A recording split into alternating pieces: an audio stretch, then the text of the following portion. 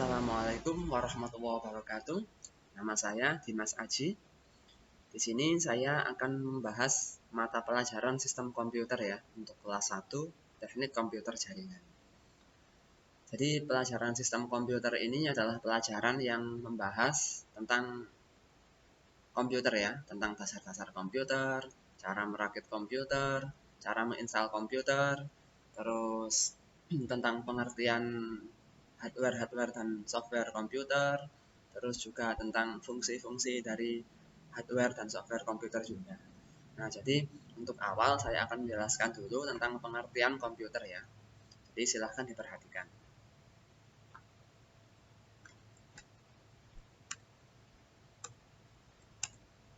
Nah, apa sih komputer itu? Anda semua pasti pernah ya mendengar atau bahkan juga punya ya komputer di rumah. Dan pastinya juga sering ya melihat, bagi yang nggak punya pasti juga sering melihat ya komputer ya. Tapi apa sih komputer itu sebenarnya? Jadi di sini saya akan mencoba menjelaskan ya. Jadi komputer itu diambil dari bahasa Latin ya, yakni computare ya, computare ini ya, yang berarti menghitung. Jadi segala sesuatu yang bisa digunakan untuk menghitung bisa disebut komputer ya. Gitu ya. Selanjutnya pengertian komputer secara lebih spesifik, lebih detail adalah ini ya. Komputer adalah alat yang dipakai untuk mengolah data menurut prosedur yang telah dirumuskan. Nah, jadi prosedur-prosedur yang telah ditata, dirumuskan di dalam suatu sistem, ya, terus terhubung juga dengan hardware dan software, itu bisa disebut komputer ya. Jadi penjelasan komputer secara lebih detail, lebih spesifik adalah ini ya. Gitu ya, penjelasan komputer secara lebih detail, lebih spesifik. Oke, kita lanjutkan. Nah, sekarang kita akan membahas tentang sejarah komputer. Bagaimana sih komputer itu diciptakan ya? Terus tahun berapa? Terus siapa dulu yang menciptakan? Nah, di sini saya akan mencoba untuk menjelaskannya. Jadi silahkan diperhatikan ya. Jadi generasi pertama komputer itu diciptakan tahun ini ya, 1944 ya. Jadi sebelum Indonesia merdeka, itu komputer sudah diciptakan ya.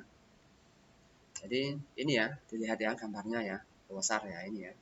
Nah, ini adalah contoh atau gambar komputer generasi pertama ya. Nah, di sini penjelasannya ya. Menggunakan 18.000 tabung hampa udara, 75.000 relay dan saklar, 10.000 kapasitor, dan 70.000 resistor. Nah, banyak sekali ya ketika dioperasikan. Namanya adalah ENIAC ya. Jadi nama komputer generasi pertama ini adalah ENIAC ya. Membutuhkan daya listrik sebesar 140 kW. Jadi listriknya itu setara dengan listrik YPM ini ya, listrik seluruh sekolahan ini ya. Dengan berat lebih dari 30 ton. Nah, jadi seberat truk ya. Berat sekali ya. Dan menempati ruangan sebesar 167 meter persegi. Jadi seukuran itu ya, seukuran lapangan sepak bola ya, komputer generasi pertama dulu ya. Besar sekali ya. Oke, kita lanjutkan. Nah, yang generasi kedua itu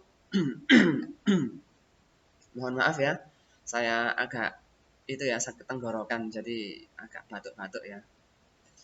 Jadi kita lanjutkan. Sekarang generasi kedua itu ini ya, tahun 1960 ya sampai tahun 1964 ya. Ini komputer generasi kedua ya.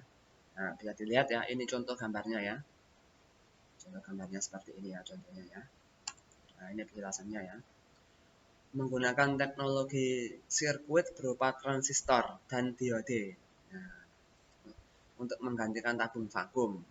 Terus sudah menggunakan bahasa pemrograman ya. Terus memorinya dikembangkan dari magnetic core.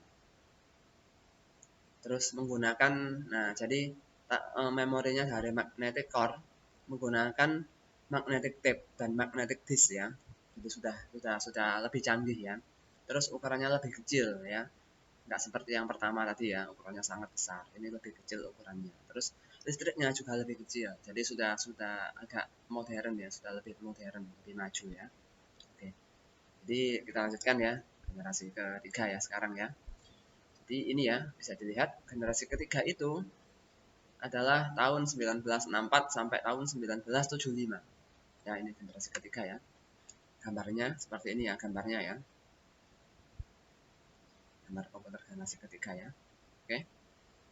Terus penjelasannya di sini ya. Nah, jadi kalau komputer generasi pertama tadi masih menggunakan apa namanya?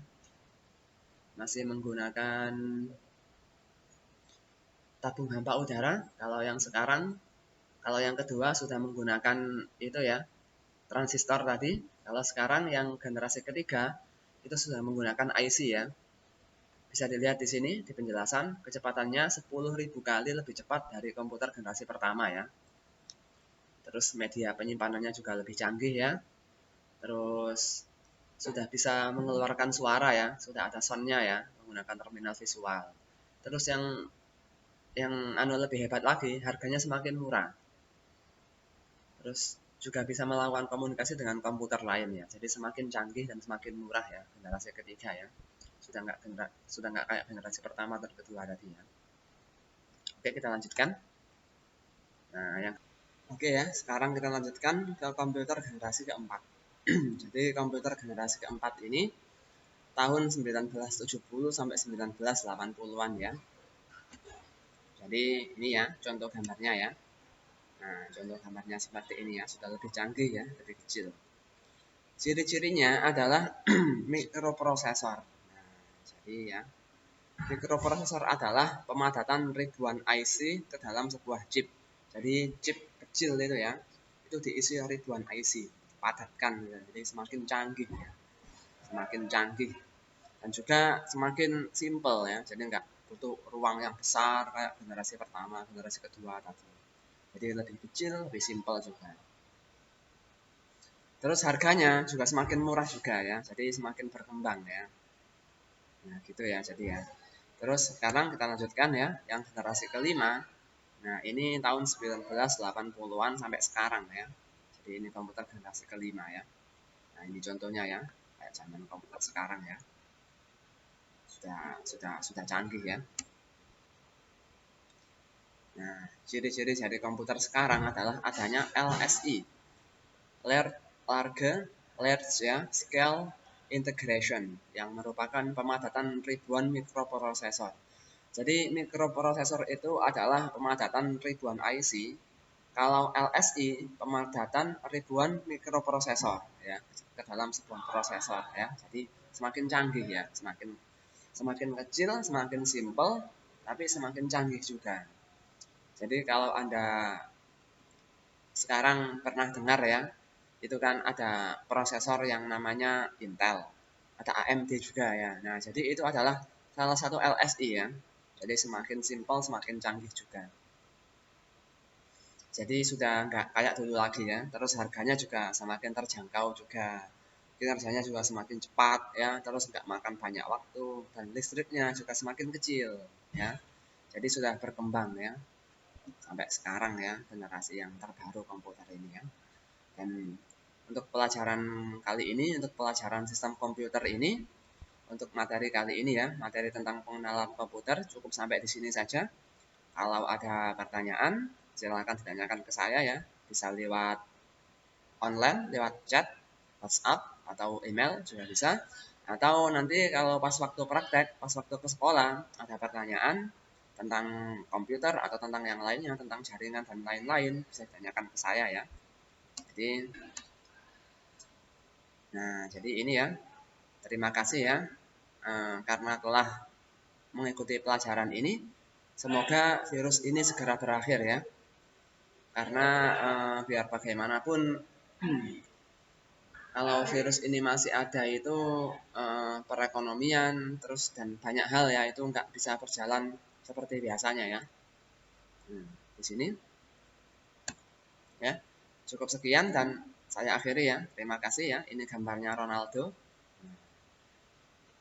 Sampai di sini saya akhiri. Wassalamualaikum warahmatullahi wabarakatuh.